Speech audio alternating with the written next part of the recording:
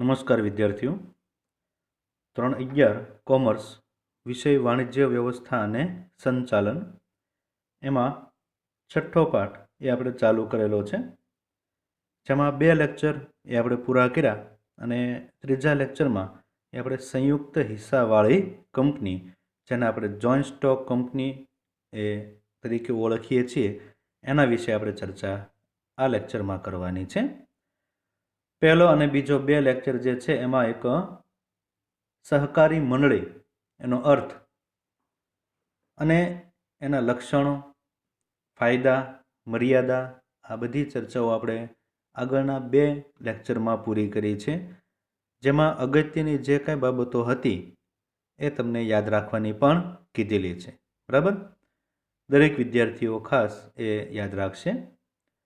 સહકારી મંડળી જે છે એક સિદ્ધાંત ઉપર કાર્ય કરે છે. અગાઉ આપણે શીખી ગયા, વિના સહકાર નહીં ઉદ્ધાર, એટલે કે સર્વ દરેક માટે અને દરેક સર્વ માટે, ઈચ ફોર ઓલ અને ઓલ ફોર ઈચ. સહકારની અપેક્ષાએ એ સહકારી મંડળી છે એની સ્થાપના થાય છે. એના લક્ષણો, એના જે કાંઈ ફાયદા અને મર્યાદાઓ, આ બધી ચર્ચાઓ આપણે પૂરી કરી છે. ધંધાકીય વ્યવસ્થાનું સ્વરૂપ જે 5 છે એમાં વૈયક્તિક માલિકી, ભાગીદારી પેઢી, હિન્દુ અવિભક્ત કુટુંબ, સહકારી મંડળી, એટલાની આપણે ચર્ચા પૂરી કરી, એટલે કે 4ની. છેલ્લો એક મુદ્દો બાકી રહ્યો છે, સંયુક્ત હિસ્સાવાળી કંપની, એટલે કે આપણે એને જોઈન્ટ સ્ટોક કંપની અથવા તો ખાલી કંપની તરીકે આપણે એને ઓળખશું. તો એના વિશે અત્યારે આપણે એ જે કંઈ છે એ વિગતે અભ્યાસ કરવાનો છે. આગળના જે કંઈ એ લેક્ચર જે છે એમાં ઘણી બધી બાબત મહત્વની આવે છે હવે, ને ખાસ એ યાદ રાખજો, પાઠ મોટો છે ને આમાંથી કોઈ રદ થયેલો અભ્યાસક્રમમાં કોઈ મુદ્દો છે નહીં, એટલે હજી પણ એ ઘણો બધો પાઠ એ મોટો છે, લાંબો છે અને કામની વસ્તુ પણ હવે ઘણી બધી આવે છે. ઓકે, તો દરેક વિદ્યાર્થી છે એનું પૂરેપૂરું ધ્યાન લેક્ચરમાં જ એ હોવું જોઈએ. આપણે એની શરૂઆત કરીએ. સંયુક્ત હિસ્સાવાળી કંપની. ઔદ્યોગિક ક્રાંતિ પછી યંત્રો દ્વારા માંગની અપેક્ષાએ મોટા પાયા ઉપર ઉત્પાદન થવા લાગ્યું. મોટા પાયા ઉપર મૂડીની જરૂરિયાત સાથે જોખમનું પણ પ્રમાણ વધ્યું. પહેલાં વૈયક્તિક માલિકી હતી, નાના પાયે મૂડી હતી, જોખમ કેવું હતું? ઓછું, નફો પણ ઓછો. પણ ઔદ્યોગિક ક્રાંતિ પછી હવે મોટા પાયે ઉત્પાદન શરૂ થયું, અને મોટા પાયે ઉત્પાદન હોય તો એમાં મૂડી પણ કેવી હોય? વધુ હોય, અને એની સામે જોખમનું પ્રમાણ પણ વધ્યું. આવી પરિસ્થિતિમાં ધંધાકીય વ્યવસ્થાના સ્વરૂપ તરીકે વૈયક્તિક માલિકી કે ભાગીદારી પેઢી હવે અનુકૂળ આવે નહીં, એ બાબત સ્વાભાવિક છે. એટલે કે વધારેમાં વધારે મૂડીની જરૂરિયાત ઊભી થાય. વૈયક્તિક માલિકી અને ભાગીદારી પેઢીની એક મર્યાદામાં આપણે જોયું હતું કે મર્યાદિત મૂડી, એટલે કે વૈયક્તિક માલિકીમાં પોતે એકલો હોય, સગા સંબંધી હોય કે મિત્રો પાસેથી લાવે. ભાગીદારીમાં તો કે ભાઈ 10 ભાગીદારો, 20, 50, 200, એનાથી વધારે નહીં ને, એની એક મર્યાદા છે. તો વધારેમાં વધારે મૂડી એ શેમાં હોય? કંપની સ્વરૂપમાં છે. વૈયક્તિક માલિકી અને ભાગીદારી પેઢીની મુખ્ય મર્યાદાઓમાં અમર્યાદિત જવાબદારી, મૂડીની મર્યાદા, આવ્યું ને, અને ટૂંકું આયુષ્ય. આ બધી જે છે ને એ વૈયક્તિક માલિકી અને ભાગીદારી પેઢીની મર્યાદાઓ હતી, અને એ મર્યાદા દૂર કરવા માટે જ કંપની સ્વરૂપનો અસ્તિત્વ એ થયું, એનો જન્મ થયો. મોટા પાયા ઉપર ધંધાકીય પ્રવૃત્તિ કરવા માટે વિશાળ પ્રમાણમાં મૂડીની જરૂરિયાતની સાથે મૂડીની સલામતી પણ હોવી જોઈએ. જવાબદારી અને જોખમની વહેંચણી, કાર્યદક્ષ સંચાલન વગેરે અનેક પ્રશ્નોના ઉકેલ સ્વરૂપે નવી ધંધાકીય વ્યવસ્થાનો ઉદ્ભવ થયો, જેને સંયુક્ત હિસ્સાવાળી કંપની એટલે કે જોઈન્ટ સ્ટોક કંપની તરીકે ઓળખવામાં આવે છે, જેને આપણે હવે ચર્ચા બધી એ ટૂંકમાં કંપની તરીકે જ ઓળખશું. બરાબર? ટૂંકમાં એ કહેવાનો અર્થ એ છે કે ભાઈ ઔદ્યોગિક ક્રાંતિ શરૂ થઈ, મૂડીની મર્યાદા હતી વૈયક્તિક માલિકી અને ભાગીદારી પેઢીમાં, આયુષ્ય પણ ટૂંકું હતું, જોખમ, જવાબદારી, મૂડીની સલામતી, એવું બધું કાંઈ નહીં. તો એના માટે એ કંપની સ્વરૂપ અસ્તિત્વમાં આવ્યું. કંપની સ્વરૂપના વિકાસથી વેપાર ઉદ્યોગનો ઝડપી વેગ મળ્યો. આથી કંપનીને આર્થિક વિકાસના એન્જિન તરીકે ઓળખવામાં આવે છે. પરીક્ષામાં તમને એક ટૂંકો પ્રશ્ન પૂછાય છે કે કંપનીને આર્થિક વિકાસના એન્જિન તરીકે ઓળખવામાં આવે છે, સમજાવો. એવું જ્યારે પ્રશ્ન આપણને પૂછે ને ત્યારે આ બધો જે પેરેગ્રાફ છે એ એની સમજૂતી છે જે આપણે યાદ રાખવાનો છે કે ભાઈ વૈયક્તિક માલિકી અને ભાગીદારી જે છે તો એમાં મૂડીની મર્યાદા હતી, જવાબદારી પછી અમર્યાદિત હતી, વિશાળ પ્રમાણમાં મૂડીની જરૂરિયાત હતી. આ બધું જે છે ને એ પૂરું પાડી શકે એમ હતી નહીં. તો એ બધા જે છે એની મર્યાદાને હિસાબે કંપની સ્વરૂપ અસ્તિત્વમાં આવ્યું અને એ કંપની સ્વરૂપ અસ્તિત્વમાં આવ્યું એના હિસાબે વ્યાપાર ઉદ્યોગના વિકાસને ઝડપથી વેગ મળ્યો. તો એમ કહી શકાય કે કંપનીને આર્થિક વિકાસના એન્જિન તરીકે ઓળખવામાં આવે છે. બરાબર. ભારતમાં કંપની ઉપરના નિયમન એટલે કે જૂનો કંપની ધારો આપણે છેલ્લા લેક્ચરમાં વાત કરી હતી 1956 કંપની ધારો અમલમાં હતો. હવે તારીખ 1/4/2014 2013નો કંપની ધારો અમલમાં આવેલ છે. પરીક્ષામાં જ્યારે આપણને પૂછે કંપની ધારો, બરાબર, તો જો જૂનો હોય તો 1956 અને નવો કંપની ધારો હોય તો 2013. એટલે આ બાબતને આપણે યાદ રાખવાની છે. કંપની ધારો 2013. કંપનીનો અર્થ અને વ્યાખ્યા. હવે મોટો પ્રશ્ન જે છે વિગતે આપણને પૂછાય છે 5 માર્કમાં. તો એમાં કંપનીનો અર્થ અને એના લક્ષણો એટલે કે અર્થ, એની વ્યાખ્યા અને એની લાક્ષણિકતાઓ આ આપણને પરીક્ષાની દ્રષ્ટિએ મહત્વનો એક પ્રશ્ન છે જેની ચર્ચા આપણે વિગતે કરીશું. તો દરેક વિદ્યાર્થી જે છે એ શાંતિથી એ લેક્ચરને જોવે, સમજવાનો પ્રયત્ન કરે અને વારંવાર રિવિઝન કરશે. ઓકે. કંપની એ સમાન હેતુઓ માટે કાયદાથી અસ્તિત્વમાં આવતી કૃત્રિમ વ્યક્તિ છે. કાયદાની દ્રષ્ટિએ કંપની એ કૃત્રિમ, અદ્રશ્ય અને અમૂર્ત વ્યક્તિ છે. 2013ના કંપની ધારા જણાવ્યા પ્રમાણે કંપની એટલે આ કાયદા હેઠળ અથવા તો અગાઉના કોઈ પણ કાયદા હેઠળ સ્થપાયેલી કંપની. પરીક્ષામાં જ્યારે આપણને કંપનીની વ્યાખ્યા પૂછાય, બરાબર, તો એની વ્યાખ્યા એ આપણે લખવાની છે. કંપની એટલે આ કાયદા હેઠળ અથવા તો અગાઉના કાયદા હેઠળ સ્થપાયેલી કંપની. આ કાયદા હેઠળ, આ કાયદો એટલે કયો? તો કે 1956. આ કાયદો જે છે ને એ આપણને પૂછે હાલમાં તો એક આ કાયદો એટલે કે 2013 હાલમાં જે છે તે.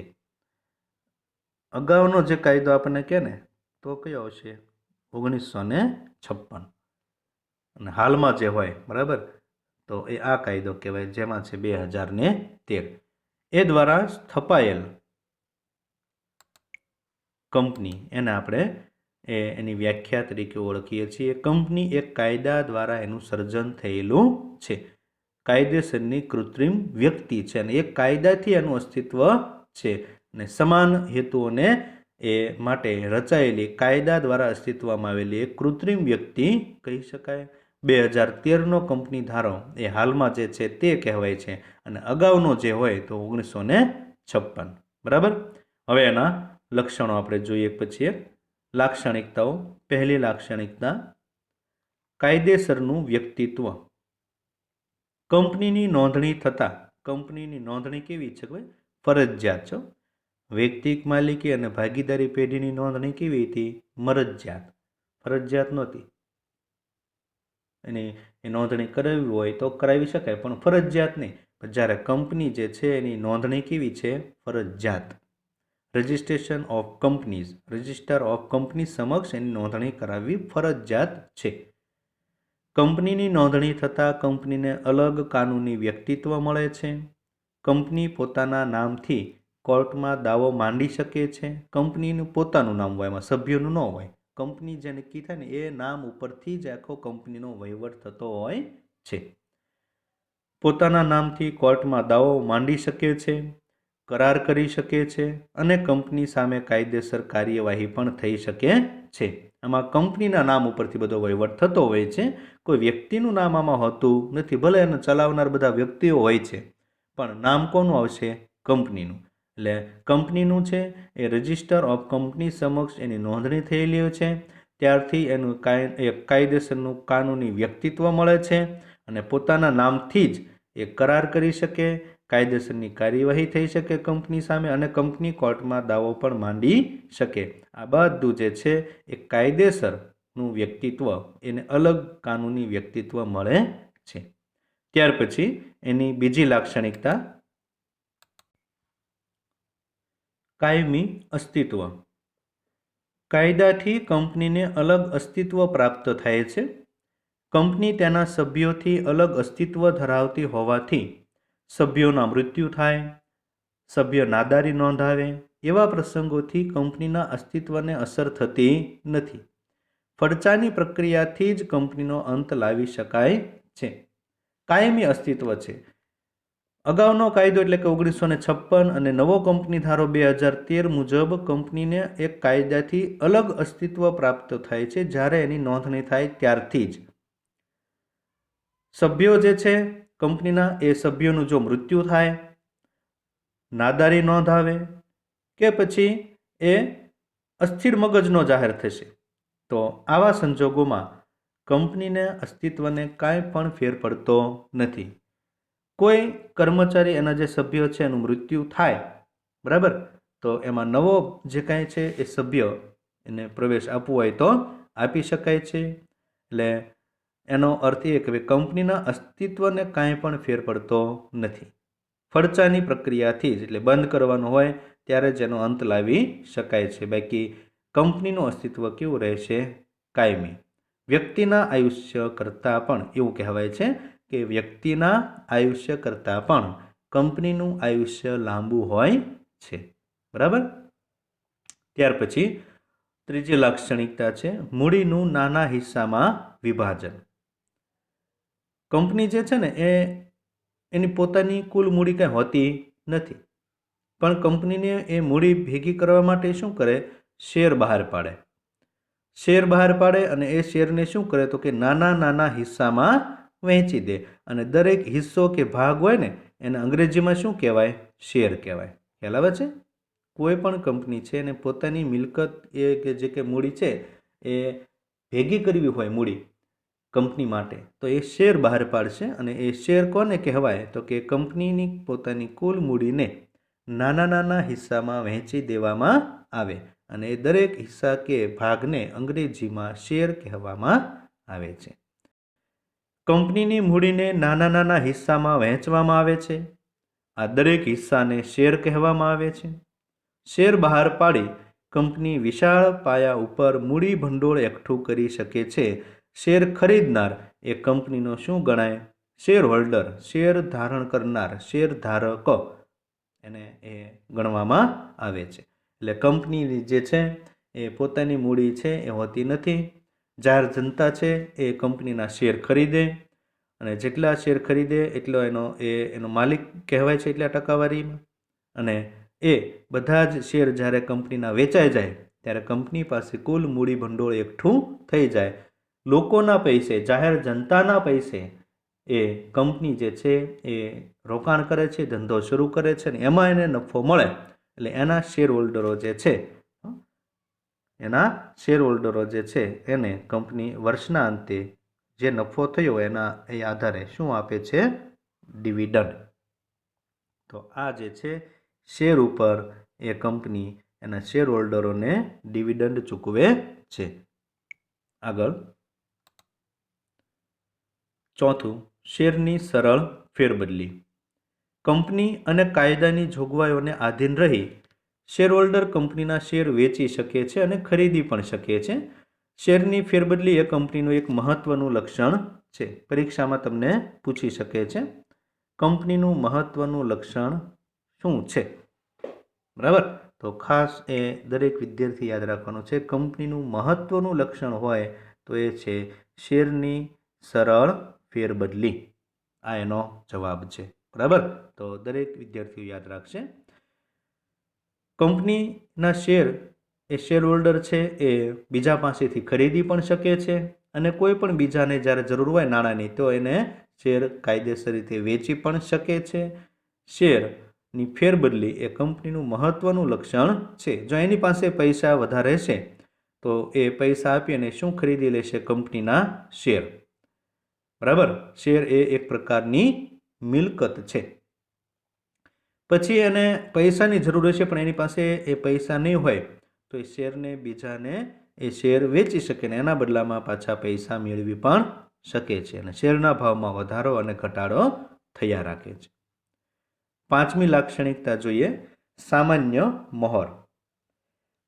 કંપનીના કાયદેસરના જે બધા કરાર હોય, શેરના પ્રમાણપત્રો હોય, દસ્તાવેજો હોય કંપનીના અને રોજબરોજના વ્યવહારો, એમાં કંપનીની સંમતિ દર્શાવવા માટે સામાન્ય મહોર લગાવવામાં આવે છે. શેર પ્રમાણપત્ર લેખિતમાં જે હોય ને એના મહત્વના દસ્તાવેજો હોય કે રોજબરોજના વ્યવહારોમાં, એમાં જે આપણે કેમ શાળામાં સિક્કો હોય ને, શાળાનો સિક્કો, તો એને મહોર કહેવામાં આવે છે. એમ કંપનીની જે છે એ પોતાની મહોર હોય છે તો એ લગાવવામાં આવે છે જેથી એ સંમતિ દર્શાવનારું સૂચન કહી શકાય. સંચાલન.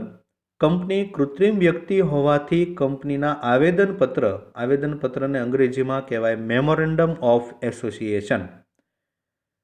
કંપનીનો મૂળભૂત અને પાયાનો કોઈ દસ્તાવેજ હોય, કંપનીનો મૂળભૂત અને પાયાનો કોઈ દસ્તાવેજ જો કહેવામાં આવે તો એ શું હોય છે? મેમોરેન્ડમ ઓફ એસોસિએશન, જેને આપણે આવેદનપત્ર તરીકે ઓળખીએ છીએ. અને નિયમન પત્ર, કંપનીના નિયમો દર્શાવતું જે પત્ર હોય ને એને નિયમન પત્ર કહેવાય, જેને અંગ્રેજીમાં આર્ટિકલ્સ ઓફ એસોસિએશન એવું કહેવામાં આવે છે. બરાબર, એને આધીન રહી કંપની સંચાલક મંડળ, જેને કહેવાય બોર્ડ ઓફ ડિરેક્ટર્સ, કંપનીનું સંચાલન કરે છે. શેર હોલ્ડરો પોતાના જે કંઈ શેર હોલ્ડરો હોય એમાંથી સંચાલકોમાંથી એક પ્રતિનિધિ તરીકે ચૂંટે છે અને એ બધામાંથી એક સંચાલક કહેવામાં આવે છે, જેને આપણે ડાયરેક્ટર તરીકે ઓળખીએ છીએ. મુખ્ય એ વ્યક્તિ કહેવાય. સંચાલકો સામૂહિક રીતે સંચાલક મંડળ તરીકે ઓળખાય છે, જેને આપણે બોર્ડ ઓફ ડિરેક્ટર્સ કહીએ છીએ ને એ. કંપનીમાં એ બોર્ડ ઓફ ડિરેક્ટર્સની યાદી એમાં એ આપેલી હોય છે. કંપનીનું સંચાલન એ પોતે સંભાળે છે. આમ કંપનીમાં માલિકી અને સંચાલન બે કેવા હોય? અલગ અલગ હોય છે. એટલે કે માલિકી જે છે એ અલગ હોય. માલિકી કોની હોય? જેણે શેર ખરીદ્યા હોય છે એની. અને સંચાલન કોણ કરે? તો કે એના સંચાલકો. એટલે માલિકી અને સંચાલન કંપની સ્વરૂપમાં બે અલગ અલગ હોય છે. જ્યારે વૈયક્તિક માલિકી હોય ને ત્યારે માલિકી અને સંચાલન એક જ હોય છે. 7મું જોઈએ, સભ્યનો દરજ્જો. કંપનીમાં સંચાલન અને માલિકી અલગ હોવા ઉપરાંત કંપનીને અલગ કાનૂની કૃત્રિમ વ્યક્તિત્વ મળતું હોવાથી કોઈ સભ્ય કંપની વતી કરાર કરી શકે નહીં કે સભ્યના કોઈ કૃત્યથી કંપની પણ બંધન કરતા ક્યારેય બની શકે નહીં, પરંતુ સભ્ય કંપની સાથે કરાર કરી શકે છે. એટલે સભ્યનો દરજ્જો જે છે, બરાબર, માલિકી કંપનીમાં અને સંચાલન અલગ હોવાની સાથે કંપનીને એ જ્યારે એની નોંધણી થાય ત્યારે કૃત્રિમ અલગ કાનૂની વ્યક્તિત્વ મળે છે. એટલે સભ્ય વતી કોઈ એ કંપની કરાર કરી શકે નહીં. સભ્ય કરાર કરવો હોય તો કરી શકે, પણ સભ્ય વતી કંપની ક્યારેય કરાર કરી શકતી નથી. સભ્ય સંખ્યા. કંપનીમાં કેટલી સભ્ય સંખ્યા હોય છે? આ પ્રશ્ન આપણને પરીક્ષામાં પૂછાય છે. બરાબર, તો યાદ રાખજો દરેક વિદ્યાર્થીઓ, ખાનગી કંપની હોય, બરાબર, ખાનગી કંપનીમાં ઓછામાં ઓછા 2 સભ્યો અને વધુમાં વધુ કેટલા? 200. બરાબર, ખાસ યાદ રાખજો, ખાનગી કંપનીમાં ઓછામાં ઓછા 2 સભ્યો અને વધુમાં વધુ 200. જ્યારે જાહેર કંપની હોય તો એમાં ઓછામાં ઓછા 7 સભ્યો અને વધુમાં વધુ સભ્ય સંખ્યા ઉપર કોઈ નિયંત્રણ છે નહીં. એટલે કે ગમે તેટલા હોઈ શકે. આ બાબતને યાદ રાખજો. પરીક્ષામાં ક્યારેક ટૂંકો પ્રશ્ન પણ આપણને પૂછાય છે અને એના જે તફાવતના મુદ્દાઓ છે પાઠની અંતમાં છેલ્લે ત્યારે પણ આપણને સરળતાથી યાદ રહી જશે. ખાનગી કંપનીમાં ઓછામાં ઓછા 2 અને વધુમાં વધુ 200, જ્યારે જાહેર કંપનીમાં ઓછામાં ઓછા 7, એટલે કે સરકારી હોય ને એમાં, અને વધુમાં વધુ તો કે ગમે તેટલા હોઈ શકે. સભ્ય સંખ્યા ઉપર કોઈ નિયંત્રણ છે નહીં. ઓકે. 9મું લક્ષણ છે સભ્યોની જવાબદારી. સભ્યોની જવાબદારી મર્યાદિત હોઈ શકે અને અમર્યાદિત પણ હોઈ શકે છે. જેમાં શેરથી મર્યાદિત જવાબદારીવાળી કંપનીના સભ્યોની જવાબદારી તેમણે ધારણ કરેલા શેરની રકમ પૂરતી જ મર્યાદિત હોય છે. વાસ્તવમાં અમર્યાદિત જવાબદારીવાળી કંપનીઓ ઘણી બધી ઓછી જોવા મળે છે. સભ્યોની જવાબદારી મર્યાદિત છે કે અમર્યાદિત એ આનો મુખ્ય દસ્તાવેજ જે છે ને, એટલે કયું, મેમોરેન્ડમ ઓફ એસોસિએશન, એટલે કે આવેદન પત્ર, એમાં જણાવવામાં આવે છે. ત્યાર પછી છે 10મી એની લાક્ષણિકતા, મૂળભૂત અધિકારો. કંપનીને કાયદાથી એ અલગ કાનૂની અસ્તિત્વ મળે છે, પરંતુ કંપની દેશની નાગરિક છે નહીં. તેથી નાગરિકને જે પ્રાપ્ત થાય એવા મૂળભૂત અધિકારો કંપનીને ક્યારેય મળતા નથી. કાયદેસરની કૃત્રિમ વ્યક્તિ છે કંપની ચોક્કસ, પણ દેશની નાગરિક કંઈ કહેવાય નહીં. એટલે નાગરિક જે હોય ને, ભારતનો નાગરિક, કેમ જેમ એને 6 એ મૂળભૂત અધિકારો આપેલા છે, સ્વતંત્રતાનો, સમાનતાનો, બરાબર, તો એવા એ જે અધિકારો છે એ કંપનીને પ્રાપ્ત થતા નથી, કારણ કે કંપની એ દેશની નાગરિક કહેવાય નહીં એટલા માટે. 11મી લાક્ષણિકતા છે કંપનીની શેર દીઠ મતાધિકાર. કંપનીના સભ્યો તેમની પાસે જેટલી સંખ્યામાં શેર ધરાવતા હોય તેટલા મત આપી શકે છે. શેરની સરળ ફેરબદલી અને શેર દીઠ મત એ કંપનીની આગવી લાક્ષણિકતાઓ છે. એવું ને, શેરની સરળ ફેરબદલી એ કંપનીનું મહત્વનું લક્ષણ છે. એટલે આમાં જે છે ને એ શેર દીઠ મત આપવાનો અધિકાર હોય છે કંપનીમાં. એટલે જેટલા શેર જે સભ્યએ ખરીદ્યા કંપનીની સામાન્ય સભામાં એટલા મત આપી શકે, જેટલા શેર ખરીદ્યા હોય એટલા. જ્યારે સહકારી મંડળી વિશે આપણે જોતા હતા ને, ત્યારે મેં તમને વાત કરી હતી કે સહકારી મંડળીમાં ગમે તેટલા શેર ખરીદ્યા હોય પણ મત તો માત્ર એક જ આપી શકે. એટલે એમાં ખરેખર લોકશાહીની તાલીમ શાળા એટલા માટે જ સહકારી મંડળીને કહેવામાં આવે છે, કારણ કે એમાં એ શોષણ થવાની કોઈ શક્યતા રહેતી નથી. કારણ કે સેવાનો મુખ્ય ઉદ્દેશ છે અને સભ્યોનું આર્થિક શોષણ એ અટકાવવાનો મુખ્ય હેતુ હોવાથી સભ્ય દીઠ મતાધિકાર જે છે એ એક સભ્ય દીઠ એક જ મત આપી શકાય. જ્યારે કંપનીમાં તો કે કોઈ પણ ભોગે કંપનીને નફો થવો જોઈએ. એટલે શેર દીઠ મતાધિકાર અને શેરની સરળ ફેરબદલી એ કંપનીની આગવી અને મહત્વની લાક્ષણિકતા છે. આ જે છે એ કંપની તો કે કાયદેસરની કૃત્રિમ વ્યક્તિ છે, એને અલગ કાનૂની અસ્તિત્વ મળે છે, પણ જે ભારતના નાગરિક હોય એવા અધિકારો કે મૂળભૂત અધિકારો એને મળતા નથી. તો આ જે છે એને એ આપણે કંપનીની એક લાક્ષણિકતાઓ એ આપણે બધી જોઈ પૂરી કરી. 11 લાક્ષણિકતાઓ છે અને આ 11 લાક્ષણિકતાઓ જે છે એ પરીક્ષાની દ્રષ્ટિએ મહત્વની હોવાથી એ તમારું એ આ લેક્ચરનું આજનું હોમવર્ક છે અને હોમવર્ક ફરજિયાત દરેક વિદ્યાર્થીએ કરવાનું છે. આગળના બીજા જે કે એ લેક્ચરમાં એ હવે આપણે એને ફાયદા એટલે કે અગત્ય જરૂરિયાત જે કહી શકાય કંપનીના, તો એની ચર્ચા આપણે આગળના એ વિડીયોમાં કરીશું. આજનું લેક્ચર અહીંયા સુધી આપણે રાખીએ. મહત્વની બાબતો છે એટલે વિગતે તમને સમજાવીએ છીએ, તો ખાસ દરેક વિદ્યાર્થીઓ પૂરેપૂરું ધ્યાનથી લેક્ચરને સાંભળશે. હવે પછીના લેક્ચરમાં, બરાબર, એટલે કે ચોથા લેક્ચરમાં એ આપણે કંપનીના ફાયદા વિશે ચર્ચા કરીશું. બરાબર, આજનો લેક્ચર અહીં સુધી રાખશું.